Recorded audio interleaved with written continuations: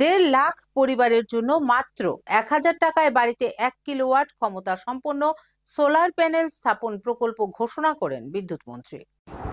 জাপানের একটি কোম্পানির সহযোগে রাজ্যের 1.5 লাখ পরিবারের মধ্যে মাত্র 1000 টাকার বিনিময়ে 1 কিলোওয়াট ক্ষমতা সম্পন্ন সোলার প্যানেল স্থাপন করার প্রকল্প ঘোষণা করেছে রাজ্য সরকার।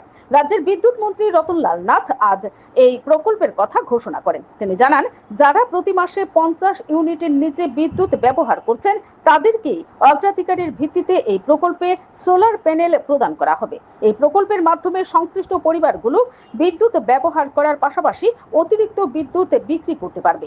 এই প্রকল্পে 150 মেগাওয়াটে বিদ্যুৎ উৎপাদন করা সম্ভব হবে বলে আশা প্রকাশ করেছেন বিদ্যুৎ মন্ত্রী। তিনি আরও জানান, রাজ্যের প্রায় 3 লক্ষ পরিবার 50 ইউনিটের নিচে প্রতি মাসে বিদ্যুৎ ব্যবহার করেন। তাদের মধ্য থেকে 1.5 লক্ষ পরিবারকে বাছাই করে এই প্রকল্পের আওতায় আনার প্রাথমিক উদ্যোগ গ্রহণ করা হয়েছে। Bureau report, BTV Tripura news. এডিবির সাহায্যে এবং আমাদের টিএসসিসিএল এবং রাজ্য সরকার সহযোগিতায় আমরা 1.5 লক্ষ গরিব পরিবারকে চিহ্নিত করছি।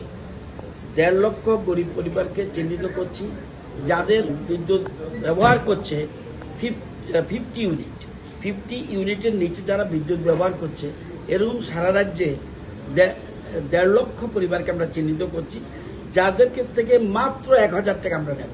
বিল দিতে হতো, এখন উল্টো তারা বিদ্যুতের জন্য পয়সা পাচ্ছে।